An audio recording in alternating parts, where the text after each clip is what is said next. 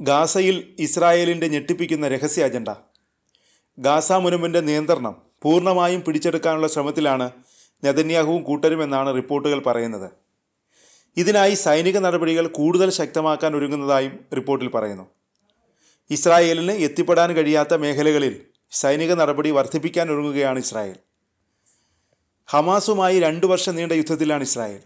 നെതന്യാഹുവിൻ്റെ ഓഫീസിലെ ഒരു മുതിർന്ന ഉദ്യോഗസ്ഥനെ ഉദ്ധരിച്ച് ചാനൽ 12 ആണ് ഇക്കാര്യം റിപ്പോർട്ട് ചെയ്യുന്നത്. പ്രമുഖ ഇസ്രായേൽ മാധ്യമപ്രവർത്തകൻ അമിത് സെഗലാണ് ഈ റിപ്പോർട്ട് പുറത്തുവിട്ടത്. തീരുമാനമെടുത്തു, ഞങ്ങൾ ഗാസ മുനമ്പ് പിടിച്ചെടുക്കാൻ പോകുന്നു എന്നാണ് ഇസ്രായേൽ ഉദ്യോഗസ്ഥൻ പറഞ്ഞതെന്നും റിപ്പോർട്ടിൽ പറയുന്നു. വെടിനിർത്തൽ ചർച്ചകൾ പരാജയപ്പെട്ടു. സംഘർഷത്തിൻ്റെ ആദ്യ നാളുകൾ മുതൽ ഹമാസ് കൈവശം വച്ചിരിക്കുന്ന ബന്ദികളെ മോചിപ്പിക്കുന്ന കാര്യത്തിലും അനിശ്ചിതത്വം തുടരുന്നു. ഇത് ഇസ്രായേൽ നേതൃത്വത്തിന് വലിയ നിരാശയുണ്ടാക്കുന്നുണ്ട്.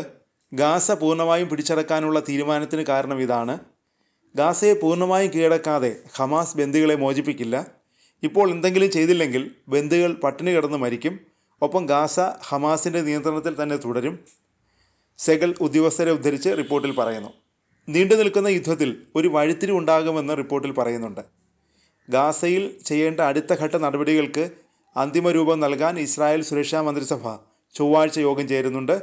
ടൈംസ് ഓഫ് ഇസ്രായേലിൻ്റെ റിപ്പോർട്ട് പ്രകാരം നെതന്യാഹു തൻ്റെ ലക്ഷ്യങ്ങൾ വിവരിക്കുമ്പോൾ ഗാസ അധിനിവേശം എന്ന പദമാണ് സ്വകാര്യമായി ഉപയോഗിക്കാറുള്ളതെന്നാണ് നെതന്യാഹു മന്ത്രിസഭയിലെ മന്ത്രിമാർ സ്ഥിരീകരിച്ചിട്ടുണ്ടെന്നും റിപ്പോർട്ടിൽ പറയുന്നു. ഗാസയിലെ ജനസാന്ദ്രതയുള്ള മേഖലകളിലേക്ക് പ്രവേശിക്കാൻ ഇസ്രായേൽ സർക്കാർ ഒരുങ്ങുന്നു എന്നതിൻ്റെ സൂചനയാണിത്. പ്രമുഖ മാധ്യമമായ വൈനെറ്റും ഒരു മുതിർന്ന ഉദ്യോഗസ്ഥനെ ഉദ്ധരിച്ച് ഇക്കാര്യം സ്ഥിരീകരിക്കുന്നുണ്ട്. ഞങ്ങൾ ഗാസ മുനമ്പ് പൂർണ്ണമായും പിടിച്ചെടുക്കാൻ പോകുന്നു, വൈനെറ്റിൻ്റെ റിപ്പോർട്ടിൽ പറയുന്നു. നിലവിൽ ഇസ്രായേൽ പ്രതിരോധ സേന ഗാസയുടെ 75% പ്രദേശവും നിയന്ത്രിക്കുന്നുണ്ട്. പുതിയ പദ്ധതി അനുസരിച്ച് ഇസ്രായേൽ സൈന്യം ബന്ദികളെ തടവിലാക്കിയിരിക്കുന്ന മേഖലകൾ ഉൾപ്പെടെ ശേഷിക്കുന്ന എല്ലാ പ്രദേശങ്ങളിലേക്കും പ്രവേശിക്കും.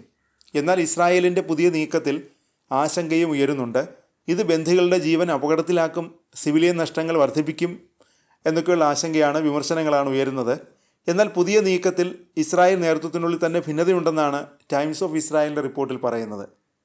ഹീബ്രു മാധ്യമങ്ങൾ പറയുന്നത് അനുസരിച്ച് IDF chief of staff lieutenant general Eyal Zamir അധിനിവേശത്തെ എതിർക്കുന്നു. ചീഫ് ഓഫ് സ്റ്റാഫ് സമ്മതിച്ചില്ലെങ്കിൽ അദ്ദേഹം രാജിവെക്കട്ടെ എന്നാണ് നെതന്യാഹുവിൻ്റെ ഒരു വിശ്വസ്തൻ പറഞ്ഞതെന്നും റിപ്പോർട്ടിൽ പറയുന്നുണ്ട്. ചർച്ചകൾ പുരോഗമിക്കുകയാണെന്ന് പറയുമ്പോഴും ഇരുപക്ഷവും ഇപ്പോൾ നയതന്ത്ര മാർഗങ്ങൾ ഉപേക്ഷിച്ച മട്ടാണ്. നെതന്യാഹുവിൻ്റെ പദ്ധതി അംഗീകരിക്കപ്പെട്ടാൽ ഗാസയിലെ 2 ദശലക്ഷത്തിലധികം വരുന്ന ജനതയ്ക്കും പ്രദേശത്തിനും വലിയ പ്രത്യാഘാതങ്ങളാണ് ഉണ്ടാക്കുക. പ്രത്യേകിച്ച് ജനസാന്ദ്രതയുള്ള നഗരപ്രദേശങ്ങളിൽ തുടർച്ചയായി പോരാട്ടം നടത്തുന്നത് വലിയ മനുഷ്യക്കുരുതിക്ക് തന്നെ കാരണമാകും.